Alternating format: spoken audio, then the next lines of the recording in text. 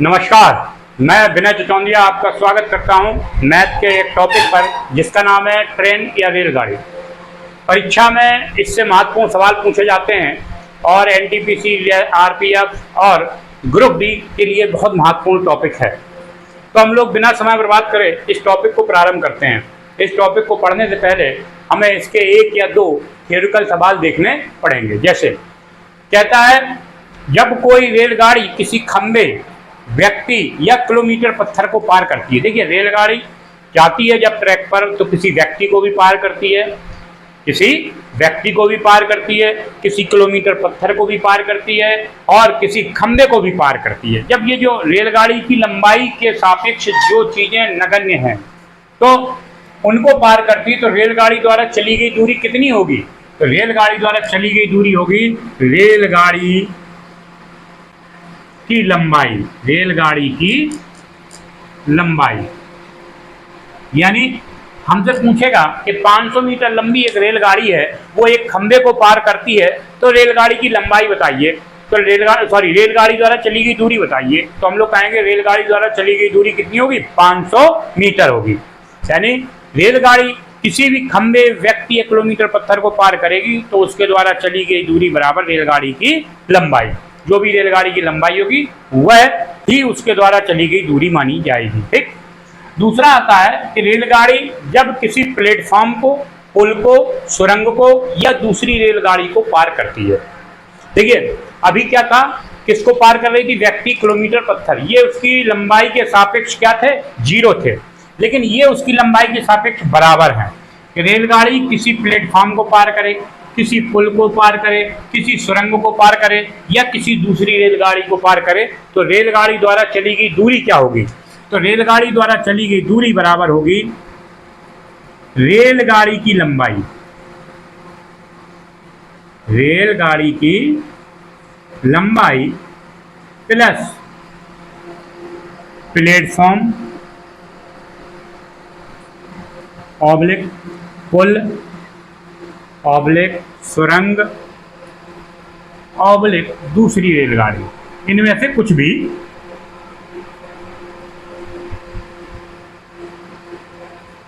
की लंबाई। यानी रेलगाड़ी द्वारा चली गई दूरी क्या होगी? जो रेलगाड़ी है उसकी लंबाई, जो रेलगाड़ी है उसकी लंबाई, और जिसको पार करेगी, अगर प्लेटफॉर्म को पार करेगी तो प्लेटफॉर्म की लंबाई ऐड कर देंगे, और अगर पुल को पार करेगी तो पुल की लंबाई ऐड कर देंगे, सुरंग की पार करेगी तो सुरंग की लंबाई, और दूसरी रेलगाड़ी को पार करेगी तो उसकी लंबाई। उदाहरण के लिए देख लीजिए, 400 मीटर लंबी रेलगाड़ी एक 700 मीटर लंबे पुल को पार करती है। 400 मीटर लंबी रेलगाड़ी, देखिए 400 मीटर लंबी रेलगाड़ी एक 700 मीटर लंबे पुल को पार करती है, तो रेलगाड़ी द्वारा चली गई दूरी क्या होगी? तो रेलगाड़ी द्वारा चली गई दूरी होगी 1100 मीटर। कितनी होगी? 1100 मीटर। बिल्कुल सिंपल था, जिसको हमने बड़ी आसानी से समझ लिया। अब इसी के सापेक्ष हम लोग आगे देखते हैं। चलिए, दूरी निकालने के बाद अब हम लोगों को चाल निकालनी पड़ेगी कि दो रेलगाड़ियों की सापेक्ष चाल। वो कहेंगे दो रेलगाड़ियां मान चलिए एक ही दिशा में जा रही हैं और समांतर जा रही हैं, एक ही दिशा में। जब रेलगाड़ियों की दिशा, ये देखिए फर्स्ट वाली ट्रेन है और ये सेकंड वाली ट्रेन है, इसकी स्पीड S1 किलोमीटर प्रति घंटा है और इसकी S2 किलोमीटर प्रति घंटा है। ठीक है। अब कहता है आपसे कि बताइए हमें कि इनकी सापेक्ष चाल क्या होगी एक ही दिशा में। यहां पर लिख देंगे, जब रेलगाड़ी एक ही दिशा में जाएं तब सापेक्ष चाल। कैसी चाल? सापेक्ष चाल। देखिए सापेक्ष चाल क्या होगी, ध्यान से देखना, S1 माइनस S2। इसका मतलब ये भी करिए, इसका चिन्ह लगा देते हैं कि जो बड़ा हो उसमें छोटा वाला घटा दें। ये नहीं कि आप S1 में S2 को ही घटाएं, वो माइनस में उतरना है। S2 बड़ा है तो उसमें S1 को भी घटा सकते हैं। सापेक्ष चाल ये है कि दोनों का जो अंतर होगा वही इसकी सापेक्ष चाल होगी। कब? जब दोनों रेलगाड़ी एक ही दिशा में जाएं। एक ही दिशा का मतलब समझ रहे हैं कि अगर वो इस तरफ को जा रही है पहली रेलगाड़ी तो दूसरी भी उसके बगल से इस तरफ को जाए, तब इनकी सापेक्ष चाल क्या होती है, दोनों को घटा देते हैं। एक कंडीशन बनती है जब रेलगाड़ी विपरीत दिशा में जाए। जब रेलगाड़ी विपरीत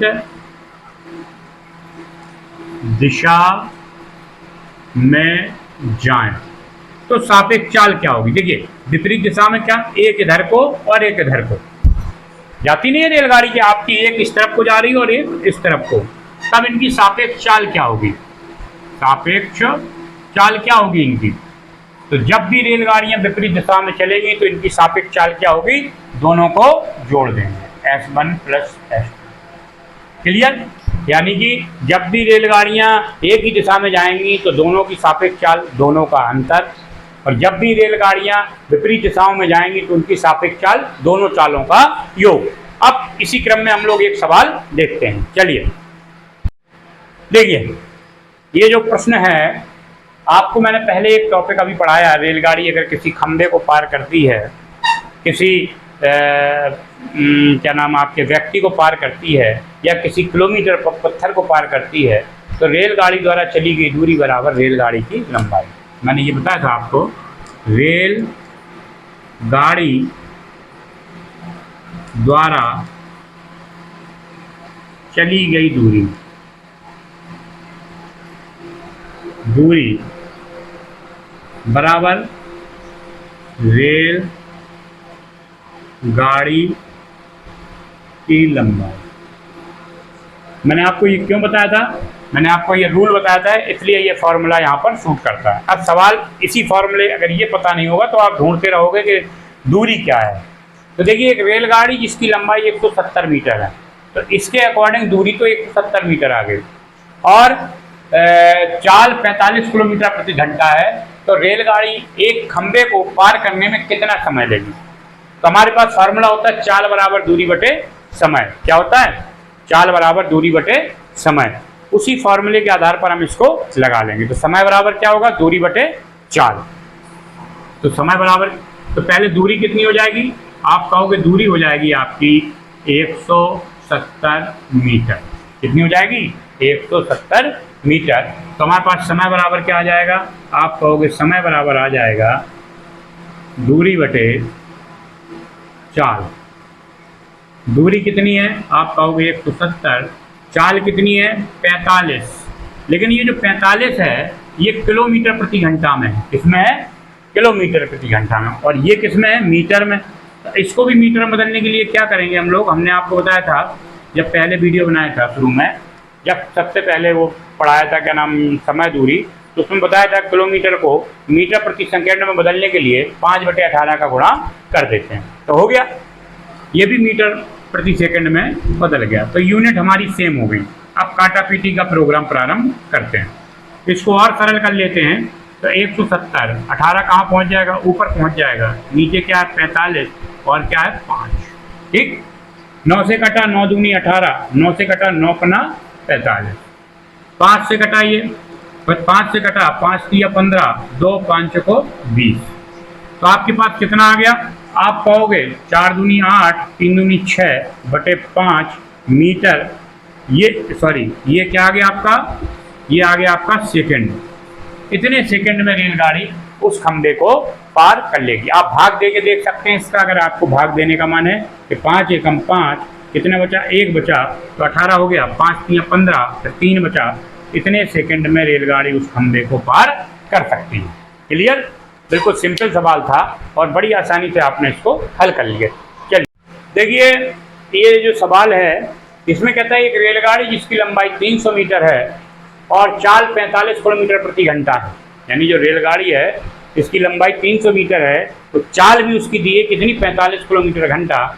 यह रेलगाड़ी 9 किलोमीटर प्रति घंटा की चाल से रेलगाड़ी की विपरीत दिशा में दौड़ रहे व्यक्ति को पार करने में कितना समय लेगी। यानी एक व्यक्ति है, ये रेलगाड़ी जा रही है आपकी 45 किलोमीटर प्रति घंटा के हिसाब से, और एक व्यक्ति वहाँ से दौड़ रहा है 9 किलोमीटर प्रति घंटा की चाल से, तो वह कह रहा है कि इस व्यक्ति को पार करने में रेलगाड़ी कितना समय लेगी। तो अब कोई रेलगाड़ी किसी व्यक्ति को पार अगर करेगी तो ये कन्फर्म है कि रेलगाड़ी द्वारा चली गई दूरी रेलगाड़ी की लंबाई के बराबर होगा।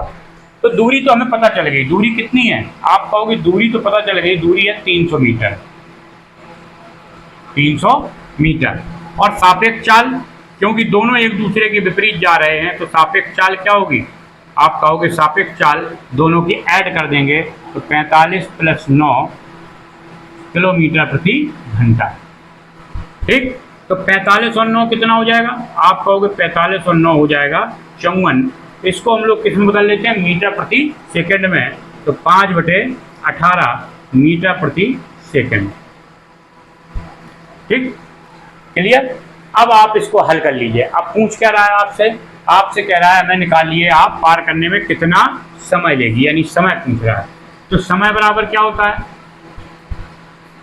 समय बराबर होता है आपका दूरी बटे 4। अब सब कुछ निकाल चुके हैं तो सीधे मान रखना है।